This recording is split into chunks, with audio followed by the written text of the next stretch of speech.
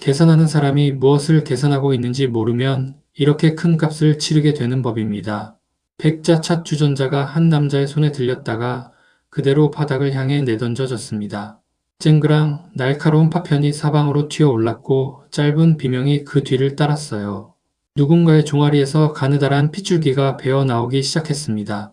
방 안에 그 누구도 낡은 유니폼을 입고 조용히 앉아있던 그 노인이 어떤 사람인지 알지 못했어요.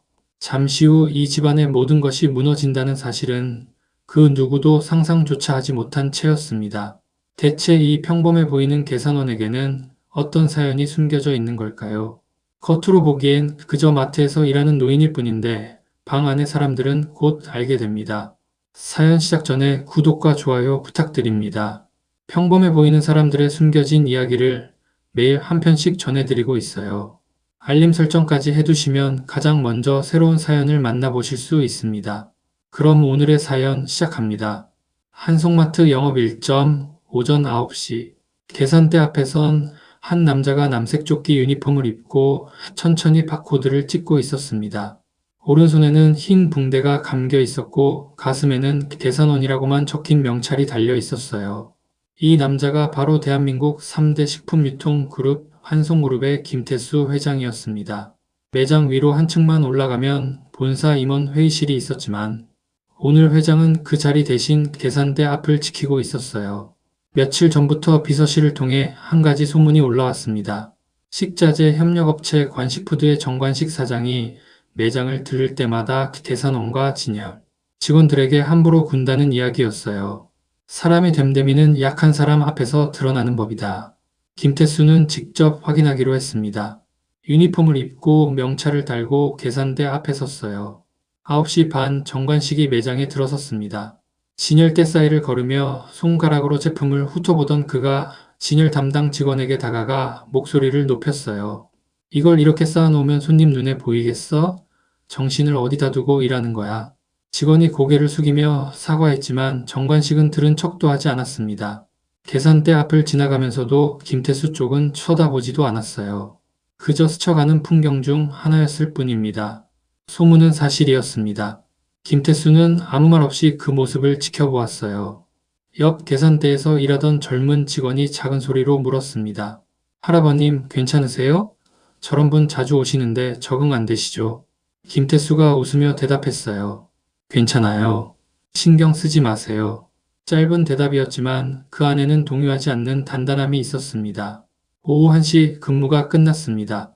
유니폼을 벗을 시간이었지만 김태수는 벗지 않았어요. 명찰도 그대로 두었습니다.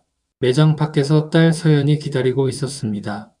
아버지의 유니폼과 붕대를 올려다보는 서연의 눈시울이 붉어졌어요. 아빠, 제발 그냥 양복 입고 가면 안 돼? 서연의 목소리가 가늘게 떨렸습니다. 서연아, 사람의 됨됨이는 약한 사람 앞에서 드러나는 법이야. 오늘 아빠는 가장 낮은 모습으로 가서 저 사람들의 진짜 얼굴을 볼 거야. 서연은 입술을 깨물었습니다. 아버지의 눈을 오래 들여다본 뒤 고개를 끄덕이며 팔을 붙여봤어요. 한정식집 소담에 도착했습니다. 입구에서 기다리던 종업원이 두 사람을 맞으려다 김태수의 유니폼을 보는 순간 걸음을 멈췄어요. 저 혹시 식자재 배송 오신 거면 뒤쪽으로 가셔야 하는데요. 서연이 앞으로 나서며 예약자 이름을 댔습니다. 종업원의 얼굴에 당혹감이 스쳤다가 이내 고개를 숙이며 안쪽으로 안내했어요. 복도를 지나 개인실 앞에 도착했습니다. 서연이 아버지의 팔을 더 꽉 붙여봤어요. 아빠, 같이 들어가. 김태수가 딸의 손등을 한번 토당했습니다. 문이 열렸습니다. 문이 열리자 은은한 간접 조명이 깔린 방 안이 한눈에 들어왔습니다. 한쪽 벽을 따라 자수 병풍이 펼쳐져 있었고 그 앞에 네 사람이 둘러앉아 있었어요. 김태수가 문턱을 넘어서는 순간 네 사람의 시선이 동시에 그의 차림으로 꽂혔습니다. 남색 조끼 유니폼, 흰 붕대를 감은 오른손, 가슴에 매달린 계산원 명찰. 누가 봐도 마트에서 막 퇴근한 사람의 모습이었어요. 가장 먼저 입을 예언 것은 한미경이었습니다. 한미경은 진주 귀걸이를 한번 만지작거리더니 남편을 향해 말하는 척하면서 방 안모두가 듣도록 목소리를 깔아 올렸어요. 여보, 이거 누가 잘못 찾아오셨나? 계산이나 하시던 분이 무슨 계산을 하러 여기까지 오셨을까? 계산이라는 두 글자가 방 안에 무겁게 떨어졌습니다. 서연의 손에 힘이 들어갔어요. 옆에 앉아있던 이해란이 가볍게 웃으며 거들었습니다. 사모님 보는 눈이 정확하시네요. 듣던 대로예요. 이해란의 웃음에는 이미 한쪽 편을 정해놓은 듯한 기색이 묻어 있었습니다. 정관식은 팔짱을 낀 채 김태수를 위아래로 후쳤어요. 양복 소매 사이로 굵은 금시계가 드러나 있었습니다. 이 정도면 우리 아들이 대가 없이 누구 집안을 거둬주는 셈 아닌가. 정관식의 목소리에는 질문의 형태만 남아있었을 뿐 대답을 바라는 기색은 없었어요. 서연이 작은 목소리로 입을 열었습니다. 아버지는 오늘 일 마치고 바로 오신 거예요. 그러자 한미경이 픽 웃으며 받아쳤어요. 근무하다 오셨다니 더 이해가 안 되네. 이런 자리에 오는데 옷 갈아입을 시간은 있었을 거 아니야. 서연은 입술을 깨물었습니다. 아버지의 무릎 위에 손을 슬쩍 올렸어요. 김태수는 인상 한번 찌푸리지 않았습니다. 천천히 걸어가 빈자리에 앉았어요. 명찰을 한번 가지런히 정리하고 두 손을 무릎 위에 모았습니다. 그 자세는 계산대를 지키는 사람의 것이라기보다 오랜 세월 누군가를 책임져 온 사람의 것이었어요. 하지만 그것을 읽어낼 눈은 이 방 안에 없었습니다. 테이블 맞은편 구석 정우진은 고개도 들지 않았어요. 스마트폰 화면만 들여다보다가 짧게 한마디를 던졌습니다. 아, 오셨어요. 화면에서 눈을 떼지 않은 채였어요. 김태수가 먼저 자리에서 일어나 허리를 숙였습니다. 잘 부탁드리겠습니다. 그리고 물병을 들어 정관식의 빈잔에 물을 따랐어요. 붕대를 감지 않은 왼손으로 한 방울도 흘리지 않으려 조심스럽게 병을 기울였습니다. 정관식은 따라진 물잔을 내려다 보았어요. 잠깐 뜸을 들이더니 손가락 하나로 잔을 슬쩍 밀어냈습니다. 물이 잔 가장자리를 넘어 몇 방울 흘러내렸어요. 입에 댈 생각이 없다는 걸 온몸으로 보여주고 있었습니다. 김태수는 밀려난 잔을 가만히 내려다본 뒤 다시 조용히 자리에 앉았어요. 방 안에는 짧은 정적이 흘렀습니다. 그리고 그 정적 위로 한미경이 테이블 위 작은 상자 하나를 손끝으로 톡톡 두드리기 시작했어요. 그건 그렇고 예물이라고 가져오신 게 이거 하나예요? 질문이 아니었습니다. 이미 답을 정해놓은 사람의 목소리였어요. 그건 그렇고 예물이라고 가져오신 게 이거 하나예요? 한미경의 질문이 방 안에 가라앉았습니다. 손끝으로 작은 상자를 톡톡 두드리는 그 손짓에는 이미 답을 정해놓은 사람의 여유가 묻어 있었어요. 서연이 무릎 위에서 손을 꽉 쥐었습니다. 테이블 위에 놓인 갈비찜에서 김이 모락모락 올라오고 있었지만 그 온기를 느낄 여유가 있는 사람은 이 방에 아무도 없었어요. 김태수는 고개를 한번 끄덕였습니다. 형편에 맞게 정성으로 준비했습니다. 목소리에는 동요가 없었어요. 그 차분함을 겸손함으로 읽는 사람도 가난함으로 읽는 사람도 있었습니다. 정관식이 상자를 끌어당겨 천천히 매듭을 풀었어요. 사업가의 손이었습니다. 포장을 풀어내는 손끝에서부터 안에 든 것의 값어치를 가늠하려는 습관이 묻어났어요. 상자 안에서 나온 것은 작은 통장 하나와 손글씨로 채워진 편지 한 장이었습니다. 정관식이 통장을 펼쳐 숫자를 확인하고는 코웃음을 쳤어요. 이게 다예요? 요즘 애들 한 달 용돈도 안 되는 돈이네. 통장을 테이블 위로 휙 던지듯 내려놓았습니다. 스마트폰만 들여다보던 정우진이 그 말에 잠깐 고개를 들었습니다. 통장이라는 단어에 반응한 것이었어요.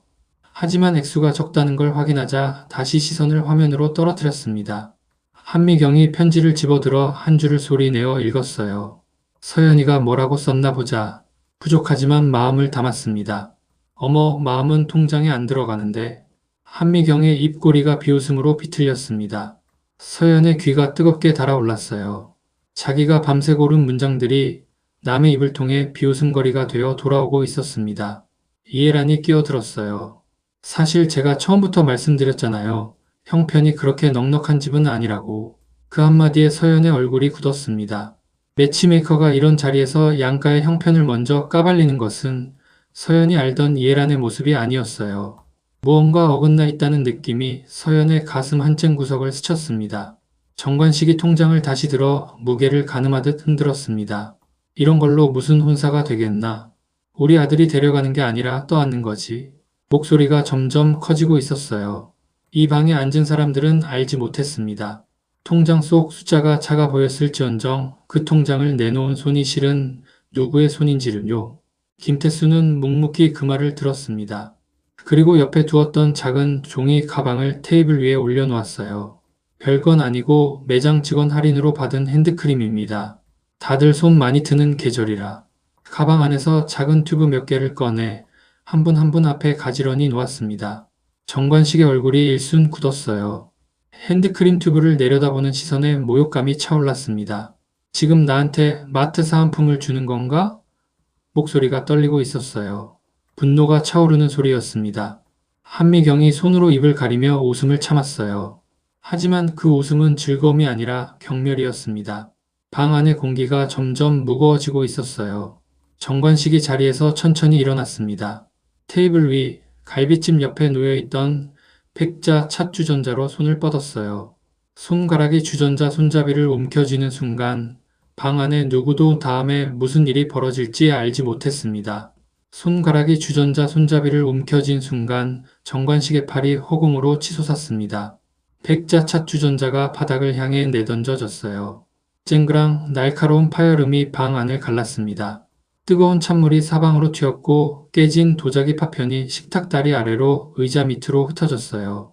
아! 짧은 비명이 서연의 입에서 터져 나왔습니다. 서연이 오른쪽 종아리를 두 손으로 움켜쥐었어요. 스타킹 위로 가느다란 붉은 줄이 배어 나오기 시작했습니다. 파편 하나가 종아리를 스치고 지나간 것이었어요. 방 안에 짧은 정적이 내려앉았습니다. 정관식은 눈 하나 깜빡이지 않았어요. 이런 걸 가져왔으니 이 정도는 깨질 만하지.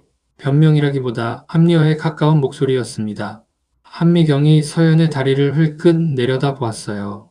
어머, 좀 다쳤나 보네. 저쪽 계산대 옆에 밴드 있지 않아요? 혹. 다친 사람을 향한 말이 아니라 분위기를 비웃는 말이었습니다. 김태수가 자리에서 일어나 딸 곁에 무릎을 꿇었어요. 붕대를 감은 오른손 대신 멀쩡한 왼손으로 안주머니에서 손수건을 꺼냈습니다. 딸의 종아리에 흐르는 피를 천천히 닦아주기 시작했어요. 서연아, 괜찮아. 아빠 여기 있어. 낮고 흔들림 없는 목소리였습니다. 손끝은 떨리지 않았어요. 이해란이 손을 가볍게 흔들며 자리를 정리하려 했습니다. 사자, 다들 너무 흥분하셨네요. 좋은 날 이런 거로 분위기 망치지 마시고요. 다친 사람보다 깨진 분위기를 먼저 걱정하는 목소리였어요. 서연은 그 말에 더 깊은 외로움을 느꼈습니다.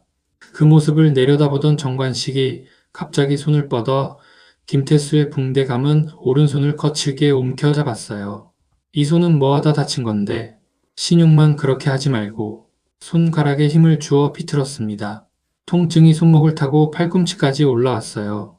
김태수의 턱 근육이 살짝 굳었지만 입 밖으로는 어떤 소리도 나오지 않았습니다. 정관식이 여전히 손을 움켜쥔 채 한마디를 더 던졌어요. 마트 계산원이 다치면 산재 처리는 받고 다니나? 비웃음이 섞인 목소리였습니다. 동정이 아니라 자기 우월감을 확인하려는 질문이었어요. 김태수는 짧게 대답했습니다. 괜찮습니다. 그 외에는 어떤 말도 덧붙이지 않았어요. 이를 본 정우진이 자리에서 슬쩍 일어나려는 서연의 팔을 붙잡았어요. 가만히 있어. 더 시끄러워져. 보호하려는 손이 아니라 자기 부모의 기분이 상할까봐 막는 손이었습니다. 서연이 아버지를 바라보며 떨리는 목소리로 말했어요. 저는 괜찮아요. 신경 안 쓰셔도 돼요. 통증을 누르며 짜낸 말이었습니다. 한미경이 코웃음을 치며 중얼거렸어요. 말은 잘하네. 작은 목소리였지만 서연의 귀에는 또렷이 들렸습니다. 정관식이 그제야 손을 놓으며 자리로 돌아갔어요.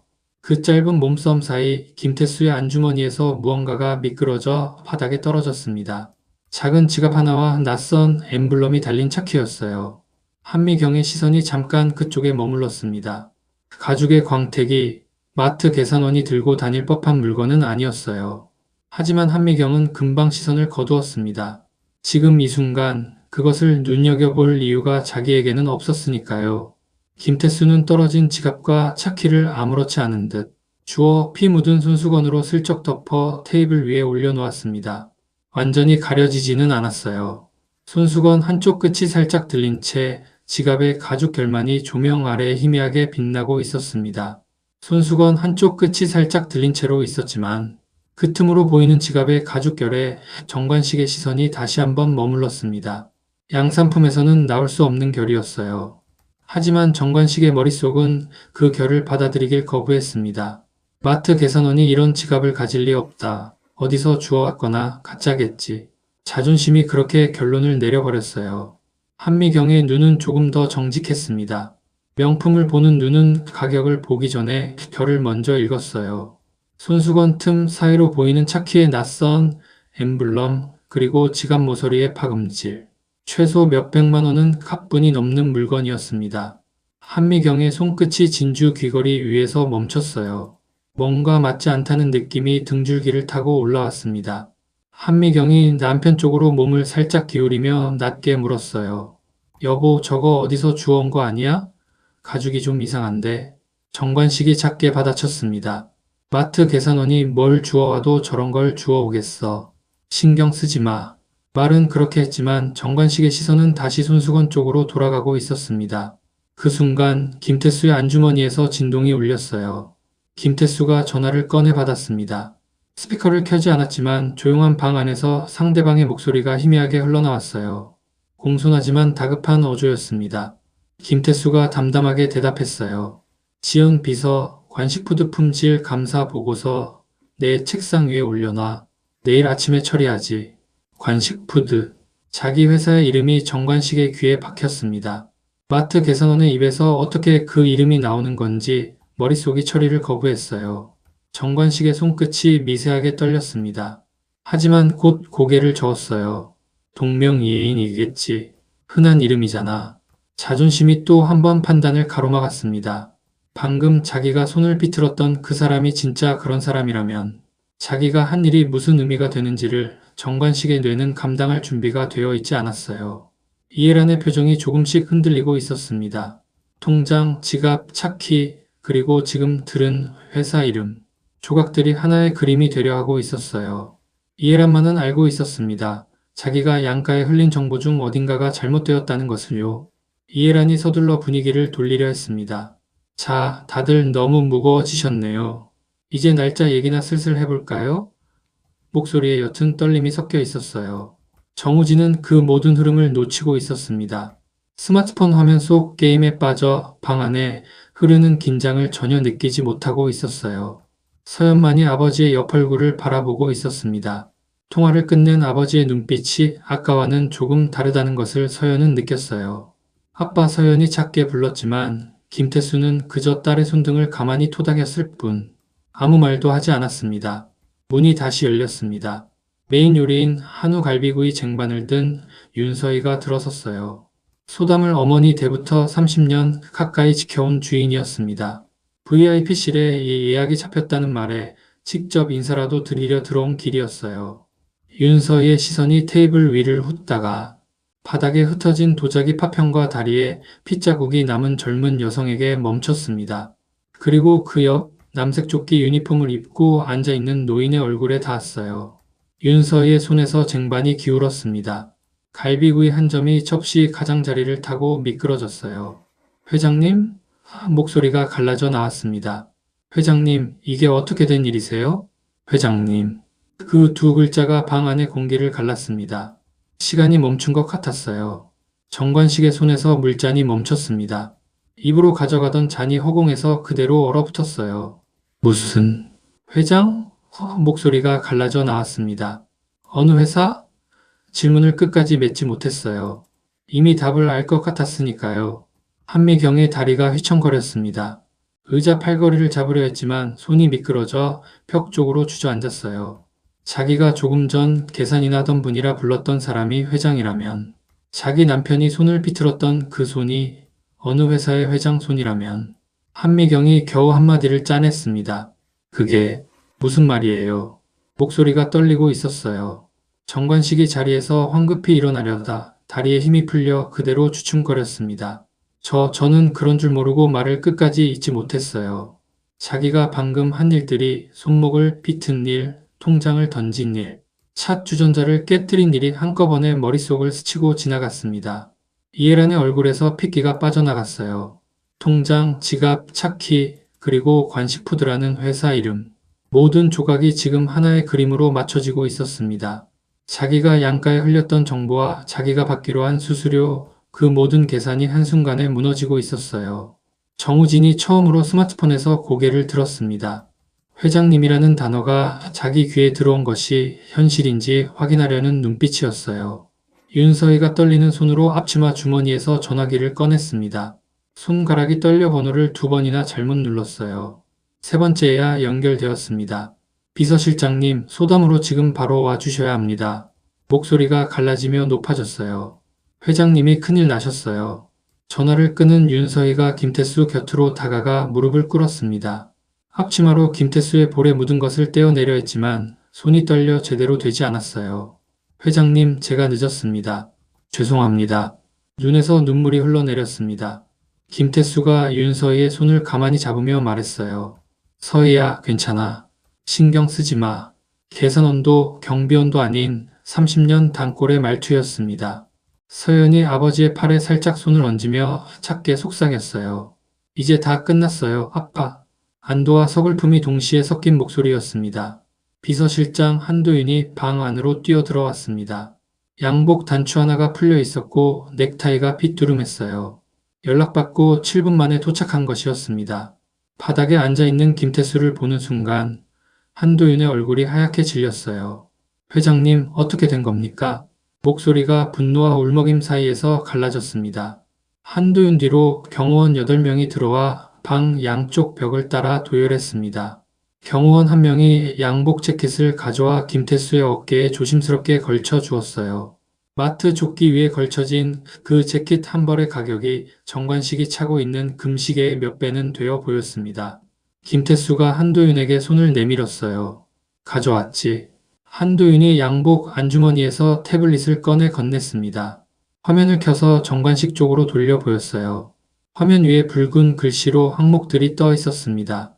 관식푸드 식자재 감사 보고서, 원산지 허위 표기 22건, 유통기한 조작 15건, 부당이득 추정액 31억 원, 그리고 마지막 줄 정보 유출 및 중매 수수료 부당 수치 이해란. 이해란의 이름이 화면에 뜨는 순간 한미경이 고개를 번쩍 들었습니다. 그게 뭐예요? 이 여자가 뭘 했다는 거예요?